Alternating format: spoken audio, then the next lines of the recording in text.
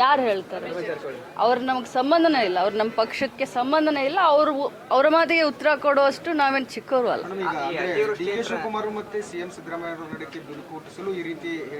ಖಂಡಿತವಾಗ್ಲೂ ಇದು ಒಂದು ಪೊಲಿಟಿಕಲ್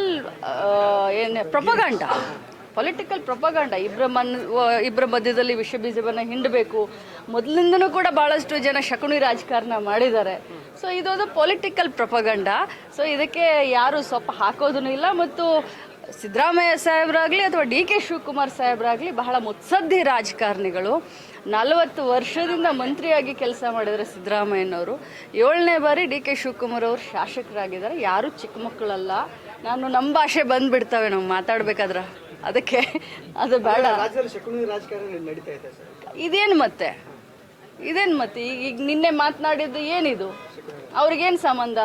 ನಮ್ಮ ಪಕ್ಷದಲ್ಲಿ ಮುಖ್ಯಮಂತ್ರಿ ಮಾಡೋದು ಹೈಕಮಾಂಡ್, ಅವ್ರಿಗೆ ಸಂಬಂಧ ಇಲ್ಲ. ಏನು ವಿಜೇಂದ್ರ ಮಾಡ್ತಾರ? ನಮ್ಮ ಕಾಂಗ್ರೆಸ್ ಪಕ್ಷದಲ್ಲಿ ಮುಖ್ಯಮಂತ್ರಿಯನ್ನು ವಿಜೇಂದ್ರ ಮಾಡ್ತಾರ? ಇಲ್ಲ, ನಮ್ಮ ಪಕ್ಷದಲ್ಲಿ ಮುಖ್ಯಮಂತ್ರಿ ಮಾಡೋದು ಹೈಕಮಾಂಡು ಮತ್ತು ಆರಿಸಿ ಬಂದಂಥ ಶಾಸಕರು. ನಾರ್ತ್ ಫಸ್ಟ್ ಉತ್ತರ ಕರ್ನಾಟಕದ ಆವಾಜ್.